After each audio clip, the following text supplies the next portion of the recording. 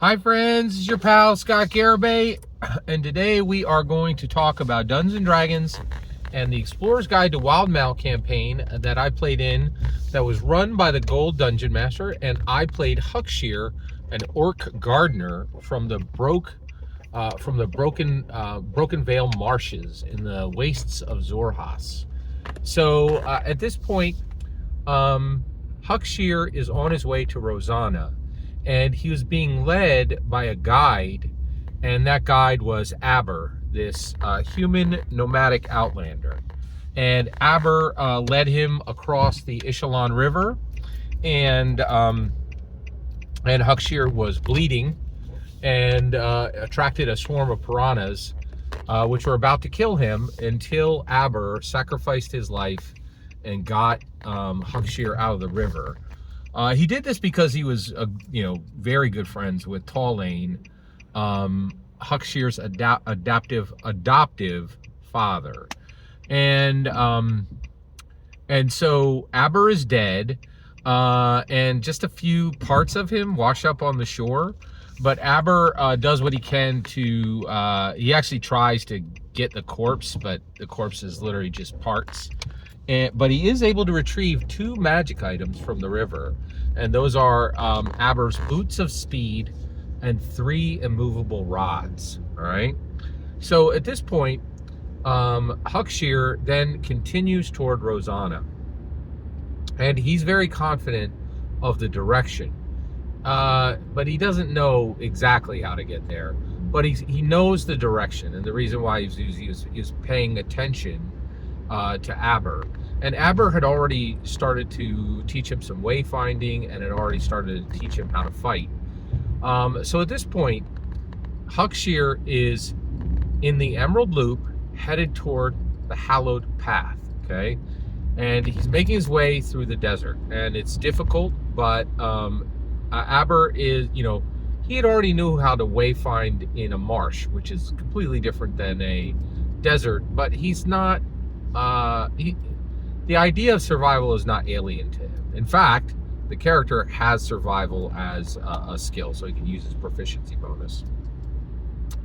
And at this point, he's heading through the Emerald Loop, and he comes across an open area, right? And there's this it's actually just a short cliff. It's about 20 feet. And he hears some sounds, and so he slows down, and he comes around this bend, and he finds this craggy, rocky area, and he sees a human. And that human is injured and is on the ground and has clearly been without food or water for a few days, right? And fell off the cliff, broke his leg, and now has been just kind of laying there and is almost close to death, right? So at this point, Huckshear literally doesn't even have a weapon.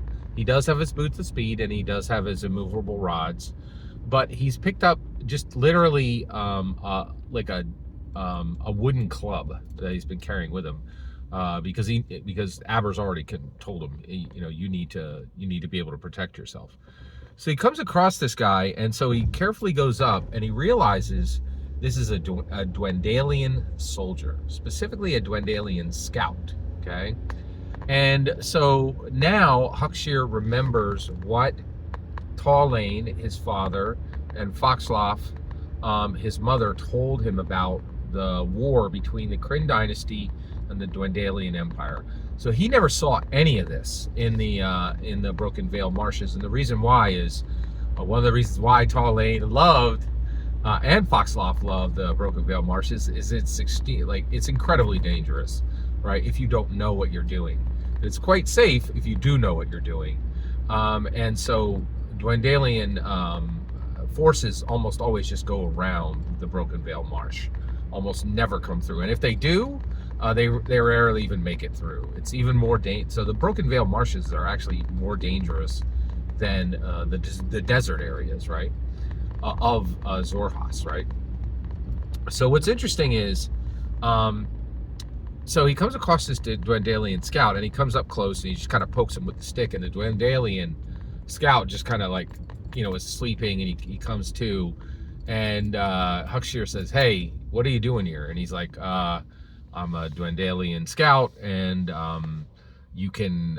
Yeah, and he's like, "I need your help getting to a nearby cave, right?"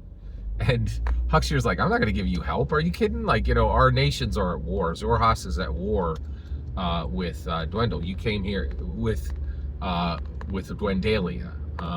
You came here to kill my people, right?" And the scout's like, "Please, please, just show mercy to me." And so basically at this point, Huckshear says, "Okay, listen, you are, I don't even know how you got here, but you're in a lot of danger. So this is what I'm going to do. I'm going to go get water, and I'm going to give you some of my food. Actually, I'm going to give you some of my food and some of my water, and I'm going to patch up your wounds, right? I'm on the way to Rosanna, which is the capital of Xhorhas. I will protect you and keep you alive during that time, but also it is a dangerous path, and you will need to help me. You will follow my lead, you will do what I say, and when we arrive in Rosanna, I will turn you over to the Queen's Guard, specifically, so that you can be traded back to Dwendalia in a military trade, right? But you have to give me your word on King Bertrand Dwendal that you will obey me as we travel, right? And you will not be a threat to me, and you will not try to escape, right? And so the guy's like, "I don't want to die."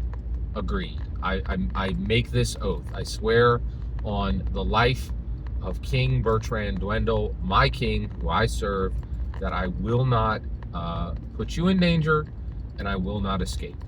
And I accept your terms. All right. So at this point, Huckshear takes this guy, and the first thing he does is he says, "Okay, you and I are going to switch all of our equipment," right?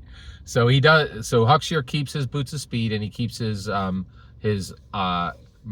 magic, and he keeps his immovable rods. Okay, but he gives all of his clothes to the Dwendalian scout, and he says, "Listen, you are a nomadic outlander. If anybody talks, and you're mute, you cannot talk. You're welcome to talk to me, but if we come across anyone, you are mute, right? Like, you do not speak, okay? And you are a nomadic outlander, right?" And at this point, and then he also says, and then he takes the Dwendalian scout. He takes his, and by the way, the Dwendalian scout is human, right? And I should say, in the Dwendalian Empire, there are elves, dwarves, and humans, which is interesting. Okay, so at this point, he says he takes the Dwendalian scouts dual swords.